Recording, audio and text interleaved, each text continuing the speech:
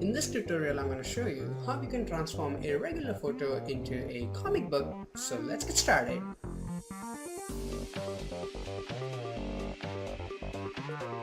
So before we start, I would like to say that we just passed 10,000 subscribers on Tutorials Junction, and that is awesome, and it would not have been possible without your support. So thank you very much for that.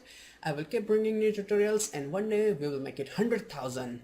So till then, enjoy the new tutorial. See, to do this effect, first of all we need to open an image. So for that you can go to file and open this image, and if you want to use the same image, the download link is in description. It's free, so use it. And then double click on your background layer and unlock it. After that you need to duplicate it. Now you can press Ctrl J, it will duplicate it, or you can drag on this little icon here and it will duplicate it. So once is enough. Now we need to crop it. So grab your crop tool, and this time make sure you have selected the crop pixel if you want to get rid of the background permanently. I'm gonna make it look something like a passport, so that seems fine, and we also need to remove this for the effect. So that looks fine, and a little bit here, enter. So the image looks fine to me. Now select your selection tool, so it's just simple. Now select layer 0 copy, right click and convert it to smart object. Now if you have CS45 or some older version, it will not work, but you can still follow it. You just won't be able to edit it after applying it. So it's still possible, okay? Now once it is in smart object, it will show you this little icon here. So then go to filter and go to filter gallery. Now in the filter gallery we need poster edges, so where is it? Here. And in the value I want 1 1 and also 1 here, so it will make it look something like this. Now if your image is low resolution, high resolution, these numbers will change. Just keep it the way you like it, okay? So hit OK. Seems fine. Now we need to duplicate it again, so I'm gonna press Ctrl J, and this time double click on this filter gallery, and instead of that 1 I'm gonna make it 2, sorry 0. So we have bigger portion here. See, on the 1 you have more details, on the 0 you have lesser. So hit OK. Now once it is done, change the blending mode to soft light. So where is it? So the basic layout is ready, and I know it is ridiculously dark, but I will show you a way to get rid of that. So that seems nice.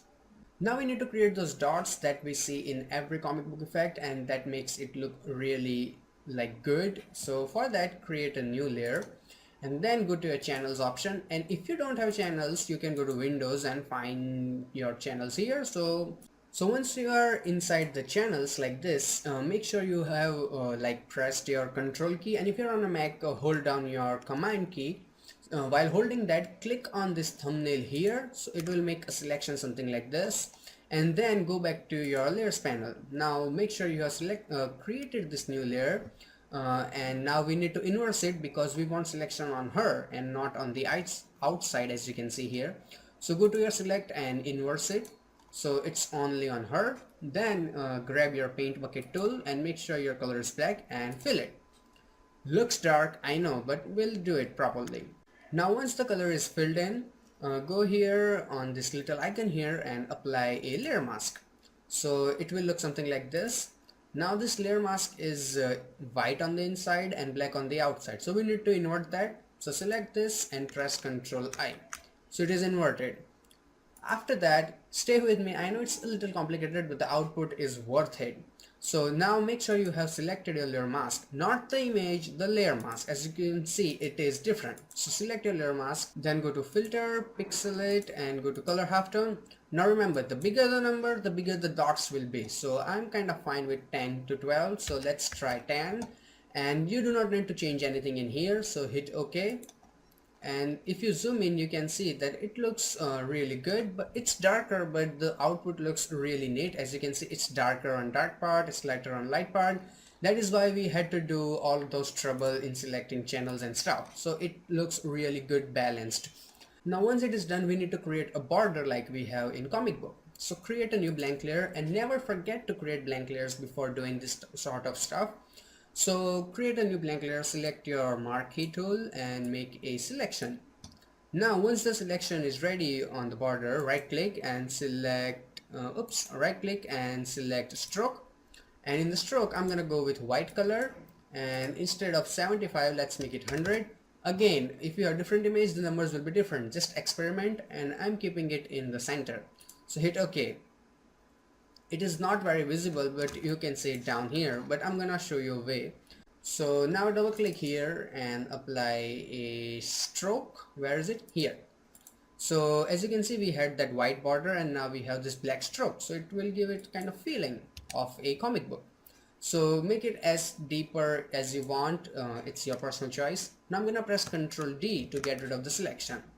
So we have that real passport type feeling and that looks nice. It is not comic book until you have kind of a bubble, talk bubble. So for that go here and select, this is a shape tool. So in the shape tool you have to select this custom shape tool, and in the shapes if you don't have this type of, let's reset it first so you can see the normals. So your will look something like this. Then go here and here you have talk bubbles. So here, and select append so you do not lose the old one. So I'm gonna select this regular talk bubble, seems fine, and then just draw a bubble, and while drawing it hold down your shift key so it looks proper and you don't screw up the shape, nothing else. Okay, it seems fine. Now if you had a green, blue or any other background, this bubble would be enough, but since it's a white background, once you select something like this, the final output doesn't look very good. The bubble fades in with the white background. So there's a solution for that. Double click on your bubble and select a stroke. And I know this is quite a bit painful while working with shapes, that it constantly shows you this weird border. I don't know what to do with that, but nah, deal with it. So that seems fine and good. Now we need to add some text. So create again a new blank layer, select your text tool and let's type in something. So let's type in hey sexy, because she looks kind of like in that pose. So I'm gonna make it bigger like that, and since it's white we cannot see it, so let's double click and make it black, and that seems fine. Now that's too big, so let's make it smaller. I always use Control T for making it smaller instead of going in all that manual stuff. So this seems fine and that's good. So hey sexy, and seriously don't get excited, she's lesbian. Just kidding. I don't even know her, okay? So it's just some random stock I found on DeviantArt, so use it, and let's move on to the tutorial, okay? And that seems fine. So basic layout is ready, and I think I would make this stroke even a little bigger, so 5 pixels seems fine. And so that's good, and let's select both of them and make them combined and make them both smaller. So that's working for me. So the basic layout is ready, and now all we have to do is just some texturing and coloring.